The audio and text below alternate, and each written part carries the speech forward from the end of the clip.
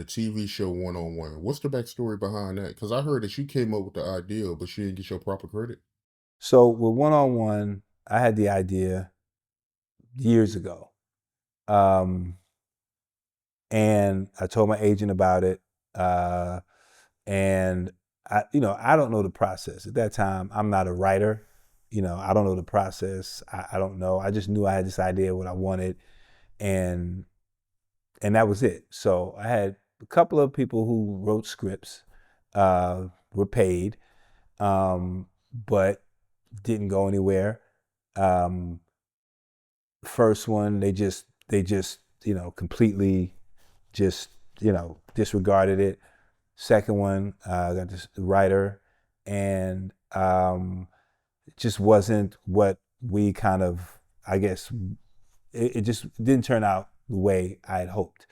So, that being said, not taking nothing away from anybody, I want to go back to my original idea, which was single father raising a teenage daughter.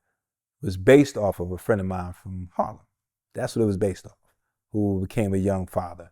And we used to be like, man, you ain't gonna be able to do nothing. And blah, blah, blah, man, how you gonna date? How you gonna, that's where it came from. So I went back to my agent and said, yo, I wanna go back out with it, but I wanna do it the way I wanna do it. And that's what we did. Went, pitched it uh, to Greenblatt John Lowry Studios, pitched it like on a Tuesday, like that Thursday or Friday they called, we want to do it. Got a writer, and we ventured on to put it together. And I'll just say this, because I don't want to, I don't want to speak ill will of anyone. But it was I should have. I'll just say this: I should have gotten story by or something credit. I didn't know about registering your idea, or you make sure that you write your first draft, register the full script, so that way you're protected. I was young, I didn't know, and I didn't do that, so I didn't get that credit. But we still went on to do amazing stuff. People still love it today. I have written a reboot and everything. Now I'm writing like that's over. I'm making sure I'm covering my ass now. But we went on to do some great stuff, man, and so I won't take that away from anyone. But yeah, it just I didn't say nothing for a long time, but it's just like it hurts when you're sitting there knowing it, like, yo, I'm sitting in New York, when I came with this idea, and then I came to LA, and boom, boom, boom, and this is how it just, and everybody, of course, in success, comes to say, I did this and I did this, and again, I don't take anything away from anybody, but the fact of the matter is, the original core idea was my idea, and we went from there. But we had some good times, and I don't regret anything. I just wish I would have known more or known better, because my intention, I didn't try to hurt nobody, man. It helped a lot of people, and I saw a lot of people, turn.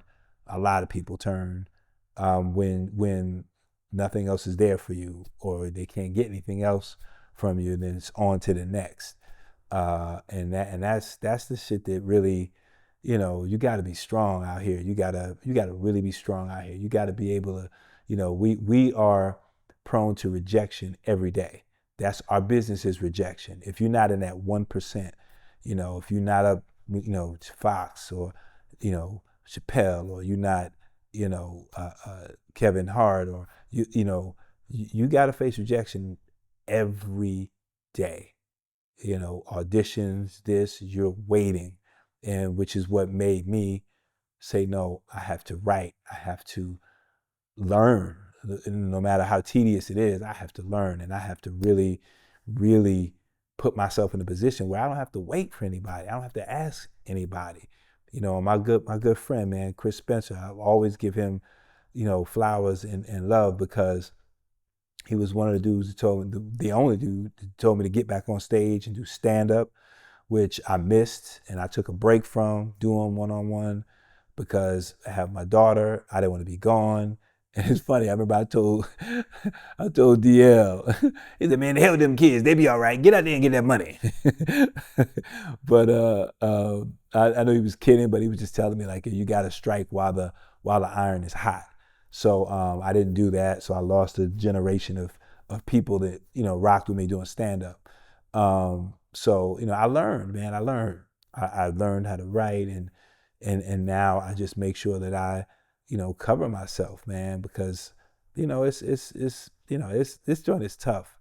Anytime someone sees, let me the opportunity, let me jump on this, or, oh, you did this, and it's crazy because, I just sat back and just stayed quiet, but, it is what it is. We had a great run and, everybody is still like my kids, Kyla, Robert, except for Kelly. Kelly's a grown man, but Cicely, all of them, man. We had a great time, and that was a real good time in my life. So yeah, but I've written a reboot and been trying literally for the past maybe 6-7 years to get this thing done. But now with the change of everything and Paramount and all this stuff, we don't know who owns what and who wants to do what. I was so happy when Strong Black League got us on Netflix during the pandemic. And we were on Netflix for like 2 years, 2.5 years, gave us a whole new audience. I remember they invited me and wifey to Stevie Wonder's house because his daughter was 12 at the time and was a fan of One-on-One. And that was because it was on Netflix and playing again. And that's the power of that show, and which is why I'm like, it makes sense to, bring it back. And so yeah, man, it was a great time. Yeah, I hate to hear that, man, because I heard that you lost out on millions, man. So yeah, that's unfortunate. Yeah. I'm sure I did. I'm sure I did, but I try not to think about it because I'll cry. But I wouldn't change anything. I wouldn't change anything. I loved everybody on that show, man. We had some great times. So there's a few things I might change, but just the core of that show and what we accomplished. And I don't think I ever get mentioned in, sitcoms or history of sitcoms or whatever.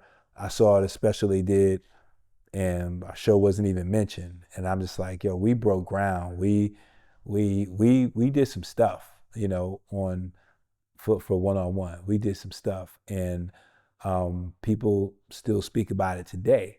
So I know, we did some stuff. I've been doing television since 1992, and I've never been mentioned in those rooms or in those conversations about, maybe because the shows got canceled, but that's probably why they weren't on long enough, except for One-on-One. But yeah, it's always interesting the perspective of how you come to that point of what sitcom had an effect on you, or is it because it stayed on a long time, or you know what I mean? So yeah, that's always a interesting conversation point of view.